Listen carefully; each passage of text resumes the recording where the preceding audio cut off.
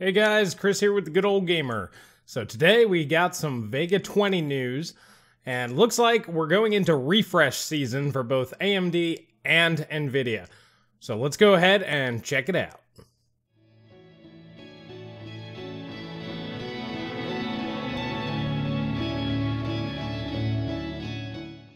Alrighty, so yesterday over at videocards.com, they got a little bit of news on the Vega 20. Now, as we know, it's basically just a die-shrunk version of the Vega 10. And what happened is we've got 3D Mark 11 scores that were sent to the database and weren't hidden. So that's where this information is coming from. So basically what they did, you guys can read the article for yourself. Links will be in the description below. But the short and skinny of it is the Vega Frontier Edition versus the Vega 20. We're seeing about a 9.9, so 10% increase on the graphics score. So this is using the experimental 7nm process that AMD has recently talked about. So obviously this is just an engineering sample and it's still in testing, but we are seeing an increase straight out of the gate. Now it is reporting that it's only running at 1 GHz, and that's obviously incorrect. We have no idea what speed that this GPU is actually running.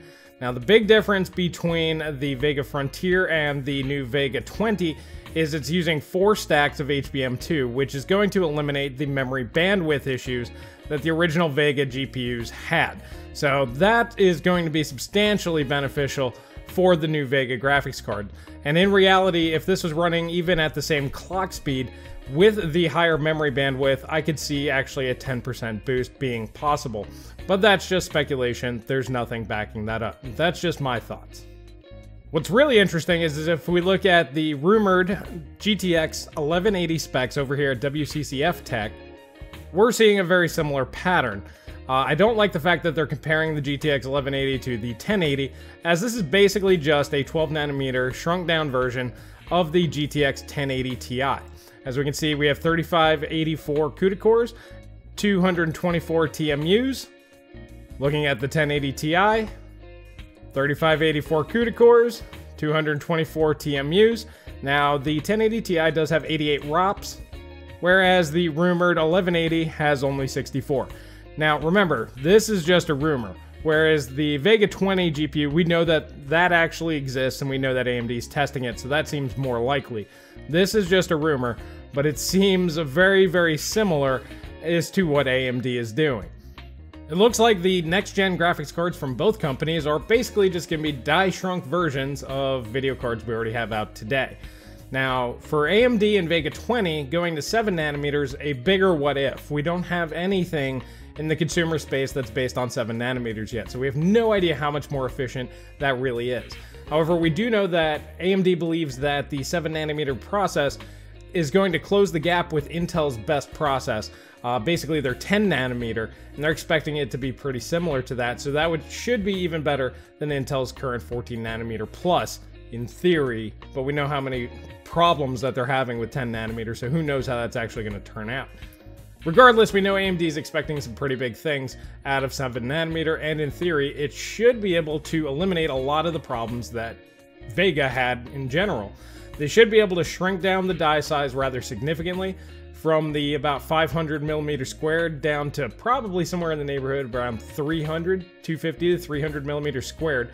It's not going to be cut directly in half, that's why I think it'll probably be somewhere around the 300 range, and that's going to make it much cheaper to produce, and they're going to have much better frequencies, hopefully. In all likelihood, likely Vega 20 should get near that 2 GHz mark. Possibly better, who knows, that's just a theory, but with the extra efficiency from 7nm, that's probably going to happen, and the fact that they're using TSMC, it's just a better process, so I would expect to see Vega somewhere near 2 GHz on 7nm. The other upside that they're going to have is the reduced TDP. Now, once again, we have no idea how good that's going to be, but if we can go from the 300-ish watt TDP down to around 200-ish and deliver slightly better performance, if we look at basically the same core count, 4096 versus the Vega 64, cut the TDP down to around 200 watts and give it a 25 to 30% boost, that would be rather significant and get it near the 1080 Ti level. Now, looking at the 1180 specs, the rumored specs, it looks like we're going to be seeing anywhere between 15 to 20% faster than the 1080 Ti. So that means both GPU companies, assuming all of this is true, now these are just rumors, I'm gonna go ahead and say that one more time. We're just speculating here, but this seems very likely as neither manufacturer is really pushing a new architecture at this point. So they're just going to shrink them down, make them more efficient, but it looks like that NVIDIA is still going to have the edge, but it's going to be very minimal. If you're talking about 15-ish% above a 1080 Ti, and if Vega can get to about that point, the same performance level, it's going to be within 15 to 20% of each other. So the market may actually be more competitive in the next 6 to 9 months than it has been in a long time. Now, this is also due to the fact that NVIDIA is going to be using the 12 nanometer process and AMD is going down to 7. So we'll see how that goes once NVIDIA does release a 7 nanometer card themselves, which will likely come sometime next year. Overall, my takeaway from this is it doesn't seem like this should be holding anybody back from buying a video card today. That's the main reason why I wanted to bring up this video. Performance will go up, efficiency will go up, but we're not looking at huge, broad sweeping gains. On the AMD side, it's probably going to be more significant, probably roughly in the 30, maybe a little bit higher than that, 35% increase, mostly due to the fact that the process is even more significant than going from the 16 to 12 for NVIDIA. And the NVIDIA card's probably going to be 15 to 20% faster than the 1080 Ti.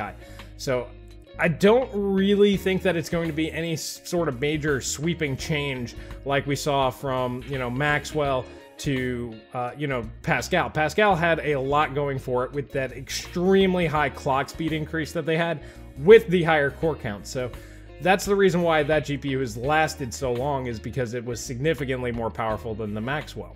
So if I were you and I were in the market today, I wouldn't really bother waiting. The percentage gains on these new GPUs probably won't be worth it overall. Now, granted, they're going to be better.